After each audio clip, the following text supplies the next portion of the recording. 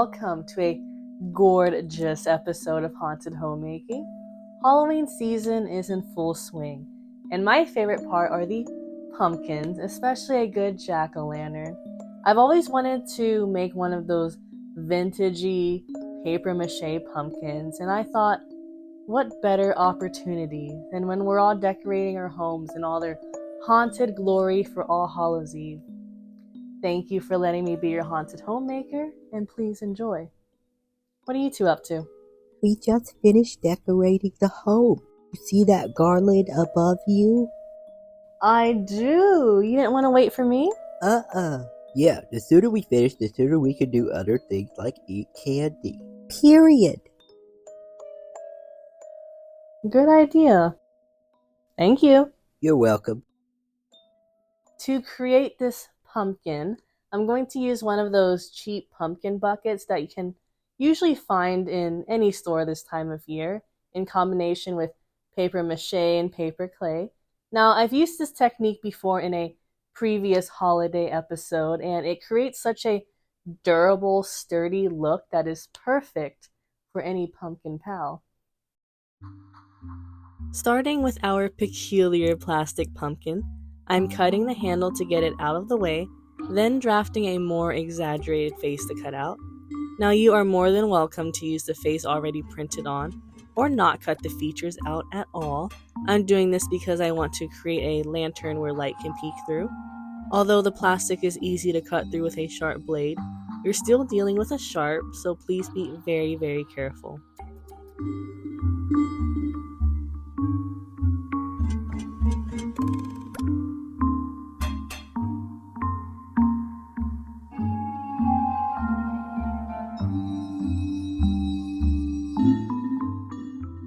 I'm using masking tape to smooth out the rough edges and to prepare for paper mache. The paper mache may seem redundant as I'm also using paper clay, but this being a plastic surface, it will help the clay stick better, and I can also create a smoother surface and build up features.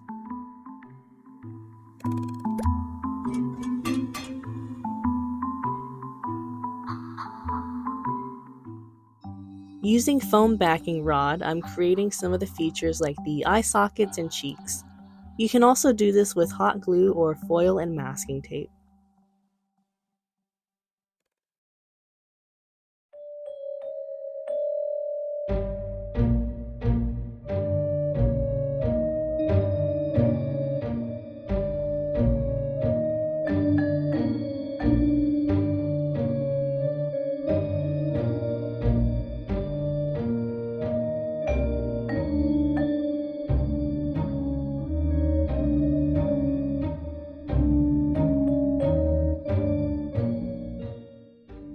I don't have any fancy recipe for paper mache paste or anything measured.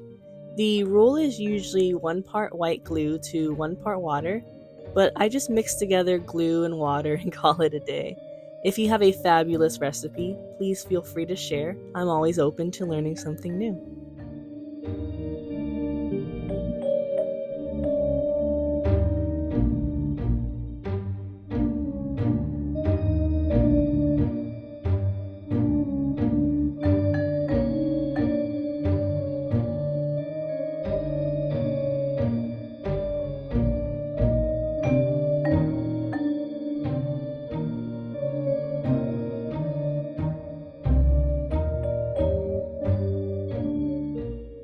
Paper clay can be a bit tedious to make but very versatile.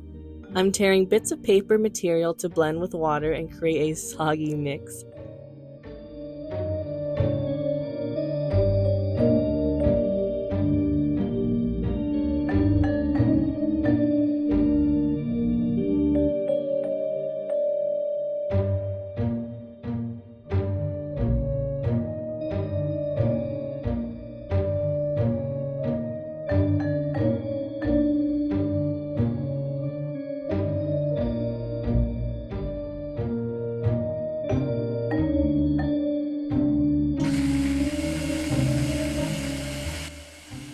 After squeezing the water out, add white glue and sprinkle in cornstarch.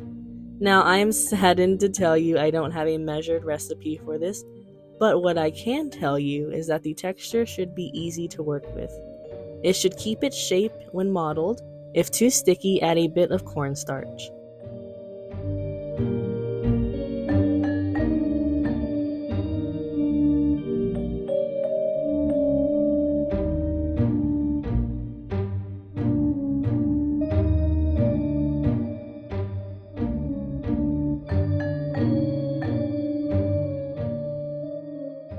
With my pumpkin covered in paper mache and paper clay ready to go, I'm most excited to sculpt the expression.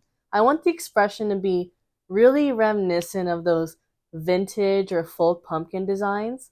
Large smiles, big expressive eyes. I love it all. I reference plenty of folk and vintage pumpkin designs, and you can really get so creative with the facial expressions. I'm keeping mine fairly simple with a nice big smile and large eyes, making the features more creepily prominent with sculpting the eye sockets and smile lines.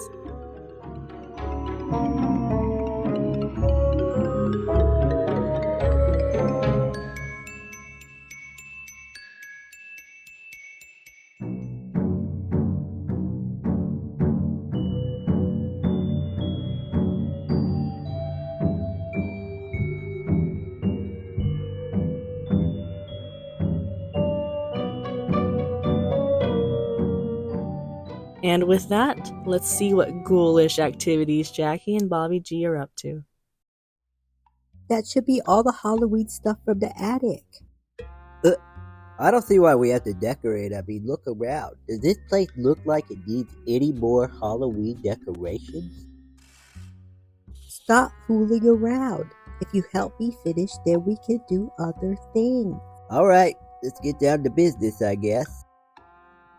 Let's see what we got in here. Okay, a little skeleton. Let's go ahead and put that up. Okay, let's see what. Oh, what do you think of this spot right here? Yeah, that's a good spot. Okay, here we go. Putting him up. This is the first place I found. Oh, You're stuck. I'm stuck. You can't get out. I can't get out. Oh boy. If there was a way to get stuck, Bobby, you would have found it. Okay, how about this thing right here? Yeah, that looks okay. Straighten it out, though. Oh, like this? Yeah, that's better. Geez, you're bossy today. What is this? What's he so happy about? I don't like it. Okay, let's see what we got here. Oh! What is this? Those are confetti poppers. If you pull the string, it will pop. So all I have to do is pull this string? Uh-huh. Whoa. Careful. Whoa. Let's get another one. Look at me. I'm a little pumpkin boy. I think I'm the boss of everyone. I talk with a squeaky voice. Hey, stop messing around. Hey, help me with this.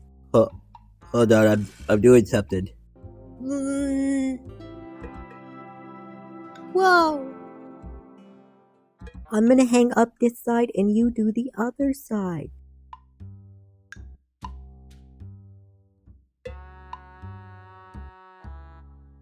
Okay, like this. I got that. Easy peasy lemon squeezy. Why is this guy looking at me funny? That's the candy bowl. Oh, well in that case, let's put some candy in it. Let's see, get some eyeballs in here too. Oh yeah. Wow, Candy. After covering our pumpkin and sculpting its face, it's of course time to paint. Now, before painting, we want our paper clay to be completely dry and rock hard, and depending on how thick you applied your clay, it could take up to a week like mine, so please schedule wisely. As for the paints, I use the tried and true acrylics.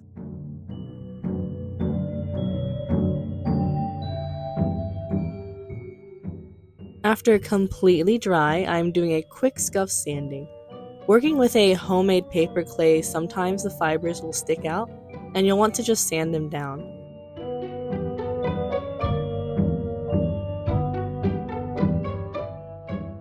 I'm using my Dremel to refine or carve out any details I forgot while sculpting.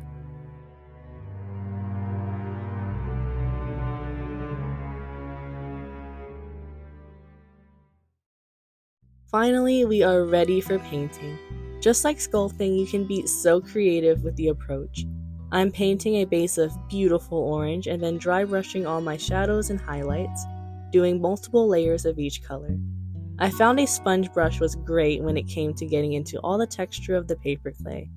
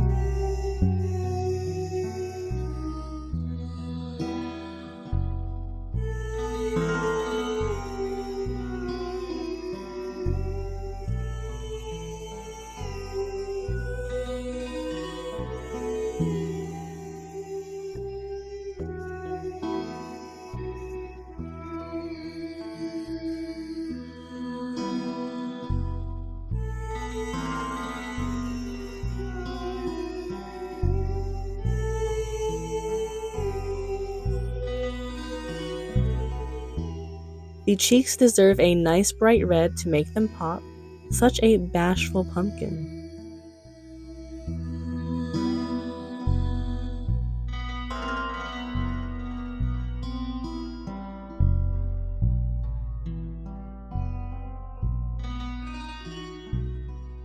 As an afterthought, I used a bright green to create a gradient at the top, and it really added such a nice break of color from all the orange and red.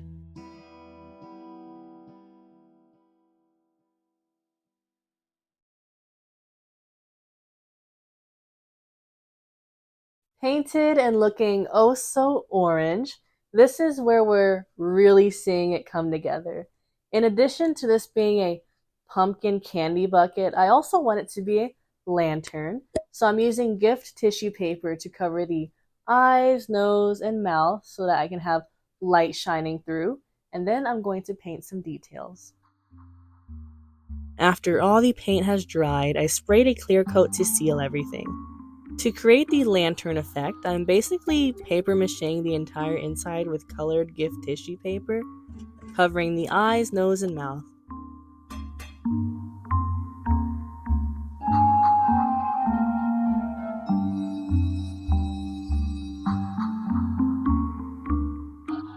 After that is done drying, I carefully paint directly on the paper with any details I want, such as teeth, pupils, anything my heart desires. Before the reveal, I do want to lobotomize my pumpkin friend on both sides so that I can have a handle for carrying or some string for hanging.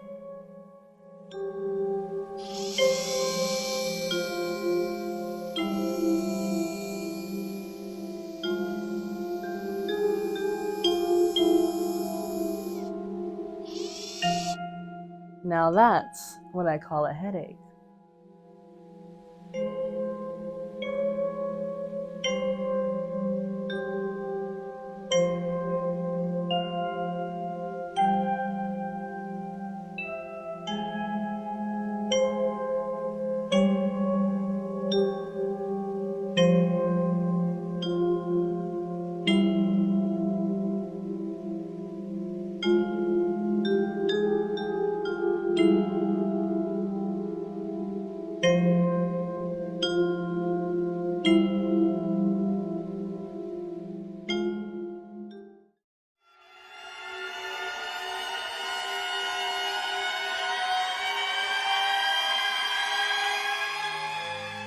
My pumpkin is finally done and looking so fabulous and was so lovely to create.